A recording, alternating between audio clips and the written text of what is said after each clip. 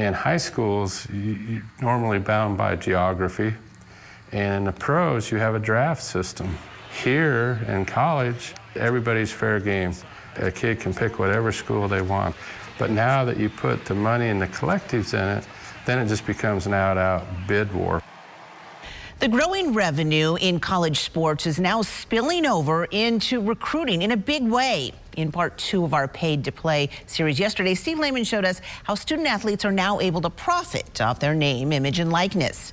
Tonight, we see why it's the ability of those players now have to transfer at any time, coupled with the money that has led to those bidding wars and his coaches pulling out their hair. You've heard of March Madness, right? Well, this is transfer portal madness. If someone had told me that in the early 2000s, I would say that's not college athletics, that's someone's system on professional sport. And he sends this one deep into right field. In a world that once emphasized amateur student athletes, the current system of college sports may seem unrecognizable. I'm all for rewarding kids with finances that will help them pay for school and lessen the burden on their parents. But at the same time, when you open up a system where you're paying kids to play and you're giving them the opportunity to have free reign of where they want to go at any point in time, then you have a system with no guardrails. For many coaches, their concern isn't over the payment of hardworking athletes, but rather the ease in which those players can leave their programs. It's so bizarre that we're talking about 18 to 22-year-old student athletes that have access to the amount of money that they do now with no rules.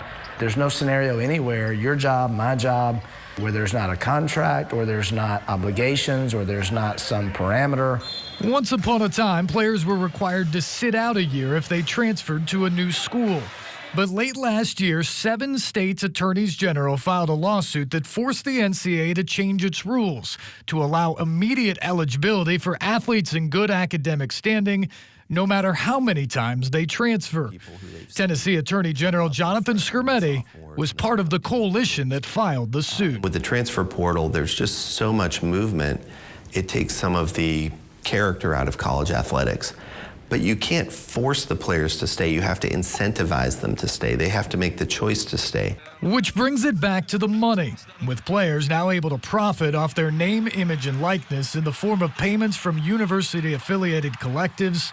Schools find themselves in yearly recruiting battles and even bidding wars to try to keep their own players. In this neighborhood, everybody wants to talk about the Peyton Manning number 16 jerseys, and he should have been able to benefit from that.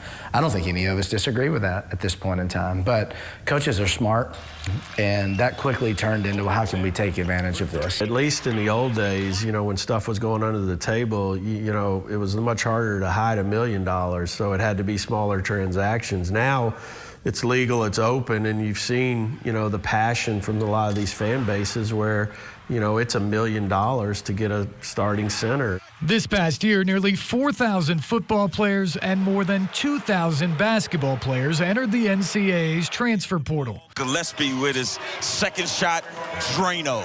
Perhaps no one was hit harder than Belmont, which lost a trio of all Missouri Valley Conference players to bigger, richer schools. We've kept a lot of kids at Belmont through the years because we have a great product and can offer a great opportunity and win a lot of games and exposure and everything else. But when you combine the level with the financial opportunities that are out there, we do pretty much resign ourselves to the fact that it's out of our control entirely.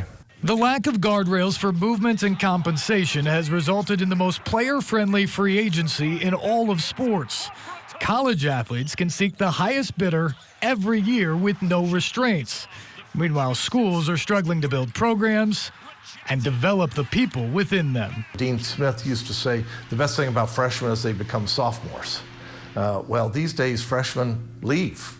So I think I want to see that educational focus, that formation, the kind of building of teams, which is actually also an incubator for the kind of leadership we need in companies and organizations. Most of life is overcoming certain situations that have been thrown your way or challenges that you can overcome with time and patience. And you're not teaching time and patience. You're teaching a right now mentality to every decision that they make. And the transfer carousel keeps on spinning. According to On3, nearly 30% of the top 100 football recruits since the portal opened in 2021 have transferred at least once. Last year, 19 of the 52 scholarship players in the Final Four were transfers, including the top 7 players on NC State, 4 of the 5 starters for Alabama, and the top 2 scorers on UConn's national championship team. Now, there is a downside to throwing your name into the transfer portal. About 35% of the athletes who have done it over the last 4 years have not found a new school to play at, ending their careers and possibly their education. That number includes more than 1,100 football players that put their name in the portal after last season and remain without a home as fall camp begins. Wow. Steve, I don't know how you keep track of this all. It sounds like a challenge not only for a sports guy, but for the coaches. It must be a mess. It has definitely taken some of the fun out of the job, the coaches that I have talked to, and even for fans who used to watch these guys for 4 and 5 years at a school, really fall in love. Now they need a roster to know who's playing. All right, always changing, Steve. Thank you. And you can watch the first 3 parts of our Paid to Play series online right now. That's newschannel5.com/paid to play.